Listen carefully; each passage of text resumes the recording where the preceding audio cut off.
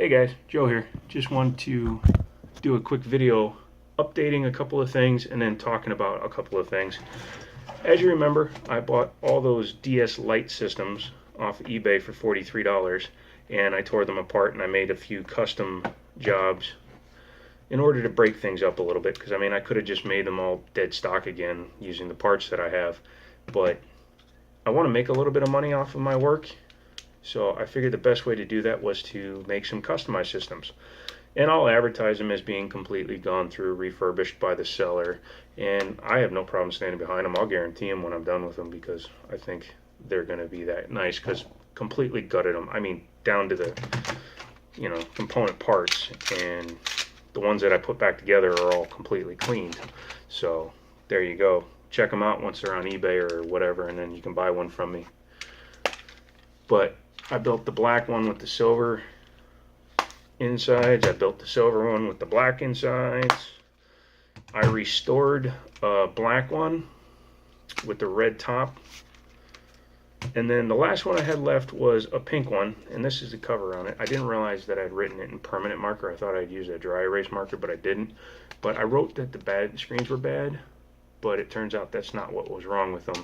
Remember, it powered on, but it didn't work. That's because it was the motherboard that was bad. What I did was I took the one that I knew worked and swapped it into here just to test it, and it does. Now, the touchscreen was a little wonky on it, but it does work now. And obviously, I did a customizing to this one as well. Come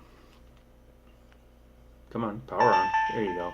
So the screens work, everything works now. I took the buttons from the white one and the lower case from that cobalt blue covered one and made my own version of this basically, because they never did this with these kind of lowers, so I made my own. And I'll bundle it with a probably a Game Boy Advance Barbie that I have, and then probably Garfield on the DS, and this should bring me 35 bucks. This one will probably bring 25 to 30 because it's just a bone stock one. And these other two customized ones will probably bring me about 30 bucks a piece. And I'm talking about with a game and the charger and everything. So once I do that, then you're talking about, 120 bucks for $43, and the only parts I have to buy are the new touchscreens, and those are pretty damn cheap. So that'll be nice when it's done. Make a little bit of money, buy another lot, start the whole thing over. I am still the highest bidder on that other big Game Boy lot, which will have 5 more DS Lites, some SPs, Game Boy Advances, and original Game Boys, which I've never really tackled. It ought to be interesting. So next, I thought I would answer a couple of questions about myself and why I do this and how I'm able to do this. The why is because I like doing things that I think could possibly be a challenge. What I mean by that is there are people out there that have been collecting their whole lives and they're absolute experts on it, or at least the successful ones are. There's guys like me who are starting to get into it but haven't done it very often or haven't done it very religiously. So I'm starting from scratch. I don't have any of my original games from when I was a kid and any of my original systems. I really wasn't that into gaming when I was younger. And to be dead honest with you, I'm not super into gaming right now. But I see the potential, and I'm actually finding some old titles that I used to play that I really do like. So I'm going to keep on buying, and I'm going to keep on reselling stuff, like the lots and whatnot, and we'll just see how long it goes, how many systems I wind up buying, and how many games I can get. That's why I got this office. It's going to be where I store everything. It's also going to be where I work out of to sell everything. And it won't just be video games and video game consoles. I'll probably buy laptops and iPads and all kinds of stuff that need repair because it's work I like doing. I like figuring things out. I like understanding why something does or doesn't work. And it all goes back to when I was younger, probably about 20, 21, just getting into the automotive business. This was back in 2000. Shows you how old I am. Do the math, kids. But I took my car to a mechanic that was just it was a joke. It was, I mean, he wrecked one of my cars, and he basically stole parts off the car, lied to me about it, found the parts later, but when he was done rebuilding the engine, he broke the engine worse than before he started rebuilding the engine. So that was the last time I let anybody work on my car, except for my new Mustang, because that's under warranty and I'm not allowed to do that. Well, it's not under warranty now, so now I do all my own work. But after that last debacle where the guy messed up a pretty rare car, very expensive engine, I decided to learn to do it all myself. So I learned how to rebuild engines, rebuild transmissions, swap out clutches, wheel bearings, just basically everything you would need to do to a car.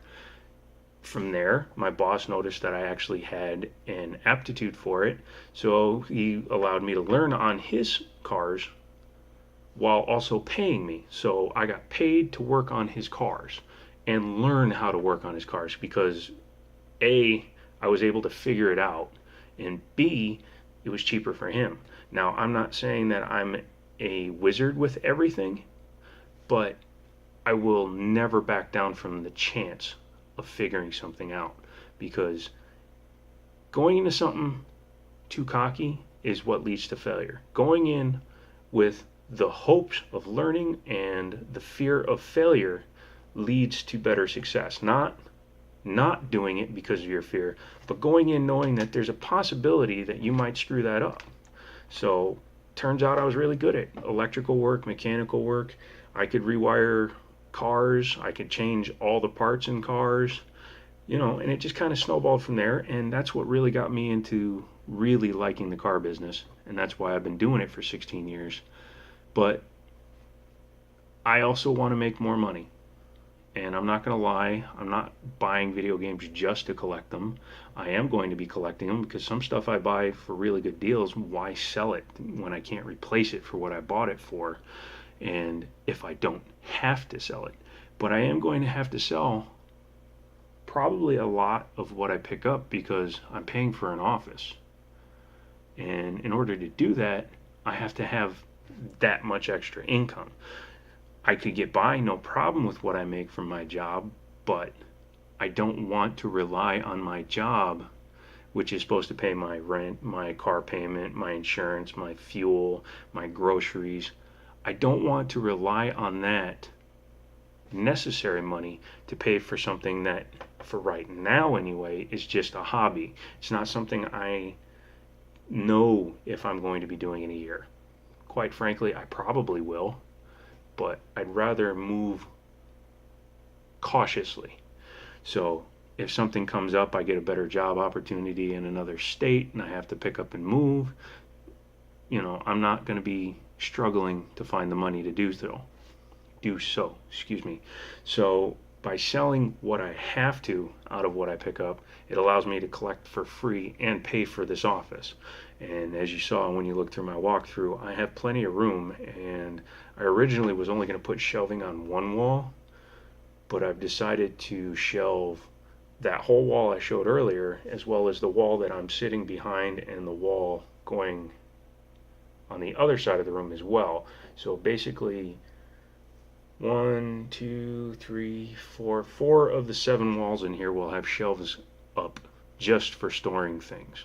And that could just be games, or it could be games and systems, it could be computers, because I won't shy from buying things because I've taught myself how to fix all this stuff. The yellow lights of death, the red ring of death, replacing the touchscreens on iPads and the Android tablets. And I have a lot of contacts through my work and people that I've sold vehicles to and groups that I belong to, where I can probably post things and have the opportunity to pick up things that need repairs from all these people, because I make friends with just about everybody I can. I will not be the kind of person that looks at you and judges you.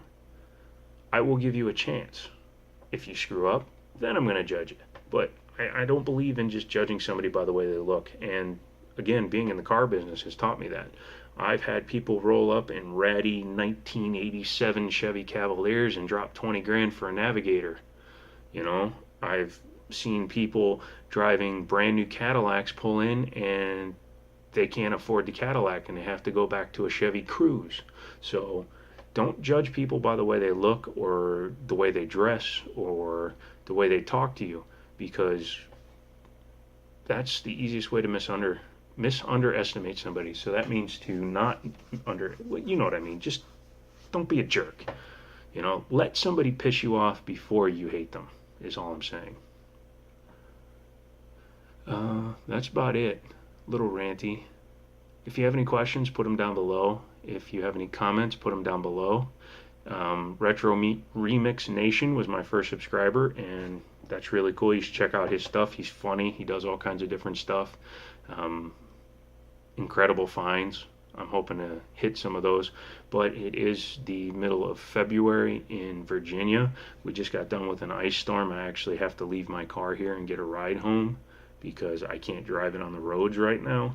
So as soon as video game garage sales start happening, I will start doing those. Until then, I have to rely on the flea markets, the thrift shops, the pawn shops.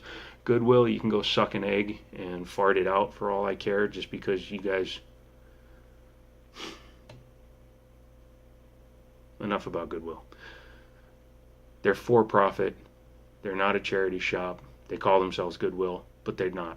Salvation Army, they rely on donations. Goodwill, they go out and buy crap, and then they resell it at eBay prices. So I'm not against somebody making profit, but no, you don't get my money.